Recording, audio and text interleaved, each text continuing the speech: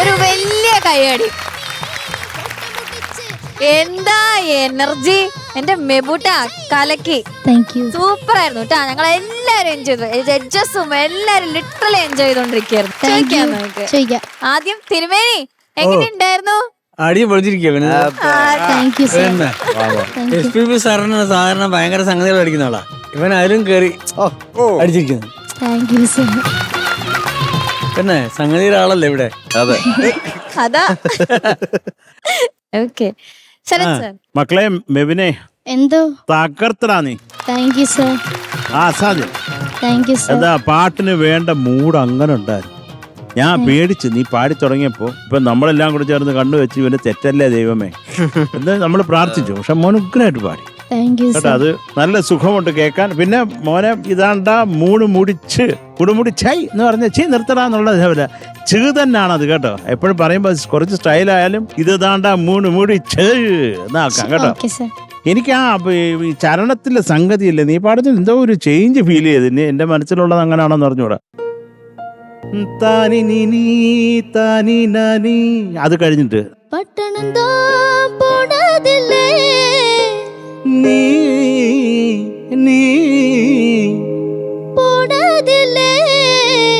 Very good very good. അത്രേ ഉള്ളൂ മക്കളെ.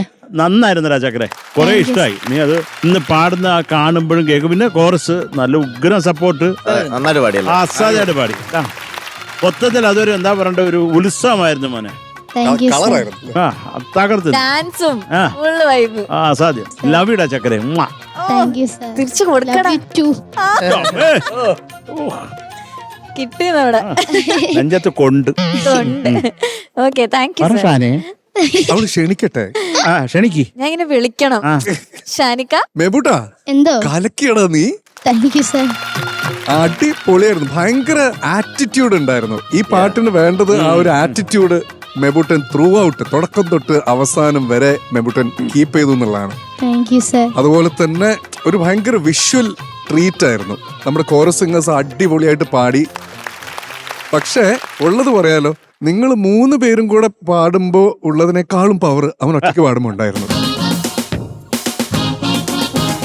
ഇത് പഞ്ചുണ്ടായിരുന്നു. പിന്നെ എവിടെയും മെബുട്ട പാടുമ്പോൾ ഷൗട്ട് ചെയ്യുന്ന പോലെ തോന്നിയില്ല കേട്ടോ. സാധാരണ ഇതുപോലെ ഹൈ ഒക്കെ പോകുമ്പോൾ നമുക്ക് എവിടെയും ഒരു ഷൗട്ട് പോലെ ഫീൽ ചെയ്യും. അതൊന്നും ഫീൽ ചെയ്യും. ഭയങ്കര ക്ലീൻ സിംഗിങ് ആയിരുന്നു. വേറെ അങ്ങനെ ഞാൻ ഒന്നും എഴുതിയില്ല. ഞാൻ ഇങ്ങനെ എൻജോയ് ചെയ്ത് ഇങ്ങനെ ഇരിക്കായിരുന്നു. കലക്കിയാണ് നീ, കലക്കി. സൂപ്പർ സൂപ്പർ മോനെ. ഇങ്ങനെ തന്നെ പോട്ടെ കേട്ടോ. ഇങ്ങനെ തന്നെ തൊണ്ട ടേക്ക് കെയർ ചെയ്യാ. All the best. മക്കളാണോ ഇത്? മക്കളുടെ കൈ അക്ഷരാണോ ഇത്? ശരിയാക്കണം മക്കളെ. എഴുതിയല്ലോ കുറച്ചും കൂടെ വലുതായിട്ട് എഴുതാ മക്കളെ കേട്ടോ.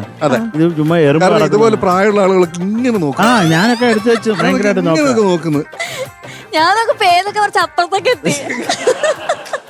ഇതൊക്കെ കലക്കിടാ. ഇതൊക്കെ പറയുന്നത് നിനക്ക് കണ്ണ് കിട്ടാതിരിക്കാനാ. അതൊരു ഓർക്കസ്ട്ര കേട്ടോ. Beautiful. Yes. Okay thank you Shanikka. ഹരിചേട്ടാ എന്തോ പൊളിച്ചടാ. ഒന്നും പറയാനില്ല മോനെ. എല്ലാം എനിക്ക് അവസാനത്തെ നീ ഒരു സംഗതി പാടിയുള്ളൊരു അതൊന്ന് പാടിക്കേ.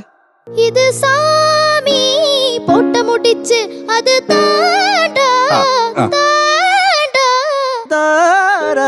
അല്ലേ അത് പാടി വരുമ്പോ. പക്ഷെ അപ്പൊ നീ അടിപൊളിയായിട്ട് പാടി.